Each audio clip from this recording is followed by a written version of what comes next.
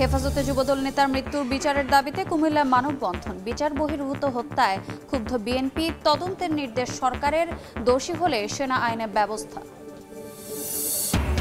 এবং আমবয়ান আর জিকির আজগারে মুখর ইজতেমা ময়দান, দ্বিতীয় দিনে কানায় কানায় পূর্ণ টঙ্গীর তুরাগতীর, কাল আখেরি মোনাজাত।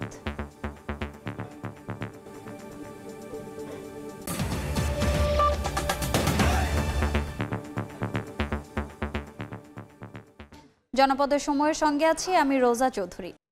যৌথ বাহিনীর হেফাজতে যুবদল নেতা তৌহিদুল ইসলামের মৃত্যুর প্রতিবাদে কুমিল্লায় মানববন্ধন করেছেন স্বজন ও এলাকাবাসী। ঘটনার দ্রুত তদন্তের নির্দেশ দিয়েছে অন্তর্বর্তী সরকার। এদিকে সংশ্লিষ্ট সেনা ক্যাম্পের কমান্ডারকে প্রত্যাহার করার কথা জানিয়েছে আইএসপিআর। তদন্তে দোষী সাব্যস্ত হলে সেনা আইনে ব্যবস্থা নেওয়া হবে বলে বিবৃতিতে জানানো হয়েছে। শুক্রবার রাতে কুমিল্লা আদর্শ সদরের পাঁচথুবি ইউনিয়ন যুবদলের আহ্বায়ক তৌহিদুল ইসলামকে বাসা থেকে যৌথ বাহিনী আটক করে নিয়ে যায় বলে জানান তার স্বজনরা। পরদিন দুপুরে তার মৃত্যুর সংবাদ শুনে হাসপাতালে যান তারা। তৌহিদের শরীর জুড়ে আঘাতের চিহ্ন রয়েছে বলে অভিযোগ তাদের। শনিবার দুপুরে ঘটনার সুষ্ঠু তদন্ত চেয়ে মানববন্ধন করেন স্বজন ও স্থানীয়রা। দ্রুত বিচার দাবি করেন তারা। আমাদের পাশের বাড়ির এরা এই জায়গা সংক্রান্ত জিনিস নিয়ে, জমি সংক্রান্ত জিনিস নিয়ে আমাদের সঙ্গে অনেক ঝামেলা যাচ্ছে। এখন ওদের কথা ওরা নিয়েই ছাড়বে, নাইলে হলেও মাইরা ফেলবে। হাজব্যান্ডকে বাইন্দা নাকি পিটছে ওরা কতক্ষণ রাতের বেলা।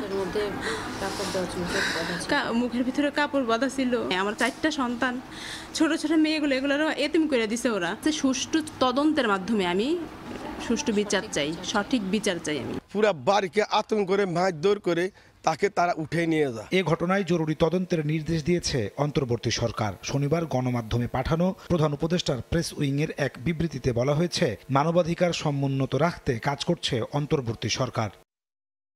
এদিকে তৌহিদের মৃত্যুর ঘটনায় সংশ্লিষ্ট সেনা ক্যাম্পের কমান্ডারকে প্রত্যাহার করা হয়েছে বলে জানিয়েছে আন্তঃবাহিনী জনসংযোগ পরিদপ্তর আইএসপিআর। শনিবার গণমাধ্যমে পাঠানো বিবৃতিতে সংস্থাটি জানায়, ঘটনা তদন্তে উচ্চ পর্যায়ের কমিটি গঠন করা হয়েছে। তদন্তে দোষী সাব্যস্ত ব্যক্তিদের বিরুদ্ধে সেনা আইন অনুযায়ী ব্যবস্থা নেওয়া হবে। নাজমুস সালেহী, সময় সংবাদ, ঢাকা। কুমিল্লায় যৌথ বাহিনীর হেফাজতে যুবদল নেতার মৃত্যুর ঘটনায় ক্ষুব্ধ বিএনপি। দায়ীদের বিচার দাবি করে বিএনপি মহাসচিব মির্জা ফখরুল ইসলাম আলমগীর বলেছেন, আর যেন বিচার বহির্ভূত হত্যাকাণ্ড না ঘটে। এদিকে দলটির ভারপ্রাপ্ত চেয়ারম্যান তারেক রহমান বলেছেন, জনগণের সরকার প্রতিষ্ঠায় নির্বাচনের বিকল্প নেই।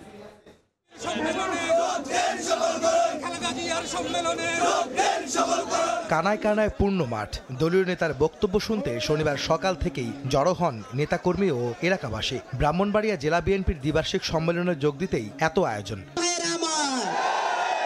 আব্বাস উদ্দিন সোহাগপুর মডেল কলেজ মাঠে দুপুরে শুরু হয় অনুষ্ঠান। যুক্তরাজ্য থেকে ভার্চুয়ালি যুক্ত হন বিএনপির ভারপ্রাপ্ত চেয়ারম্যান তারেক রহমান। বক্তব্যে তিনি বলেন, জনগণের সরকারের কাছে ক্ষমতা হস্তান্তরে নিরপেক্ষ নির্বাচনের বিকল্প নেই। দেশ বিরোধীরা ষড়যন্ত্রে লিপ্ত উল্লেখ করে সবাইকে ঐক্যবদ্ধ থাকার আহ্বান জানান তারেক রহমান। ষড়যন্ত্রকারীরা কিন্তু বসে নেই।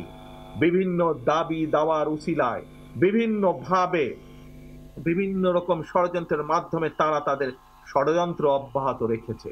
এখন কাজ একটি, লক্ষ্য একটি, কথা একটি, দেশ পুনর্গঠন করতে হবে।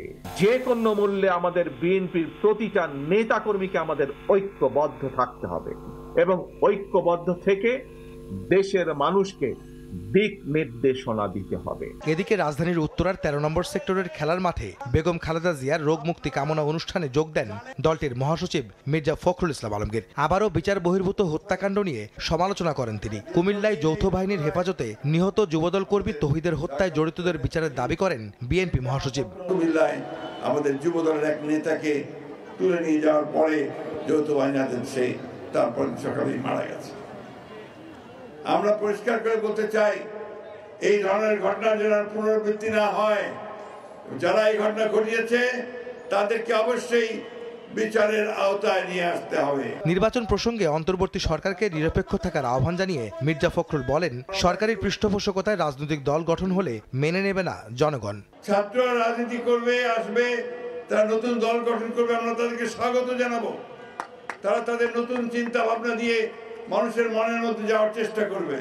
কিন্তু সরকারের থেকে যদি দল গঠন করেন এই দেশের মানুষ সেটাকে মেনে নেবে না। এদিন রাজধানীর নয়াপল্টনে এক অনুষ্ঠানে বিএনপির সিনিয়র যুগ্ম মহাসচিব রুহুল কবির রিজভী যৌথ বাহিনীর হেফাজতে যুবদল কর্মীর মৃত্যুতে কঠোর সমালোচনা করেন। বলেন, অন্তর্বর্তী সরকারের আমলে এমন বিচার বহির্ভূত হত্যাকাণ্ড কোনোভাবেই কাম্য নয়। কুমিল্লার যুবদলের একটা ছেলেকে ধরে নিয়ে গিয়ে তাকে যখন ফেরত দিচ্ছে আইন শৃঙ্খলা বাহিনী, তখন তাকে মৃত ফেরত দিচ্ছে। তো ডক্টর ইউনূস সাহেবের আমলে এই ঘটনা ঘটবে কেন? তার সময় যদি শেখ হাসিনার সরকারের বিভিন্ন দুষ্কর্ম এবং অত্যাচারের পুনরাবৃত্তি হয়, তাহলে তো হোঁচট খাবে জনগণ। দ্রুত সময়ের মধ্যে অবাধ, সুষ্ঠু ও নিরপেক্ষ নির্বাচন আয়োজনে অন্তর্বর্তী সরকারের প্রতি আহ্বান জানান বিএনপি নেতারা। গণতন্ত্রের উত্তরণ আরো ঘটবে। আহমেদ সালেহীন, সময় সংবাদ, ঢাকা। জনগণ তার সরকার।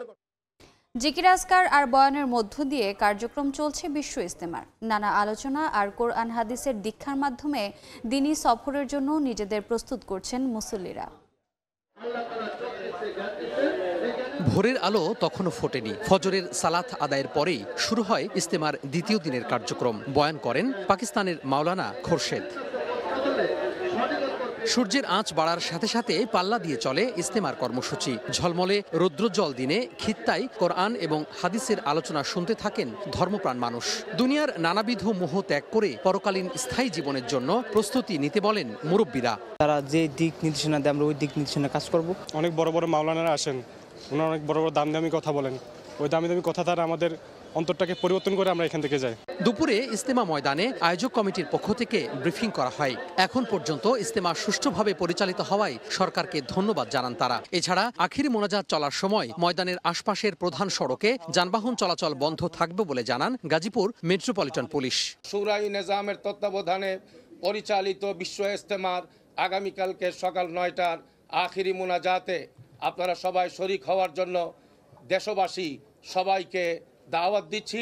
আখেরি মোনাজাতের আগে আমরা 6টা থেকে 300 ফুটের মাথায়, দৌড় ব্রিজের মাথায় এবং ভুগরা মাথায়, এই যে বাকি যে ভিতরে যে অঞ্চলটুকু, সেই অঞ্চলে সকল প্রকার যানবাহন আমরা বন্ধ রাখবো। রোববার সকালে আখিরি মোনাজাতের মধ্য দিয়ে শেষ হবে প্রথম পর্বের প্রথম ধাপের আনুষ্ঠানিকতা।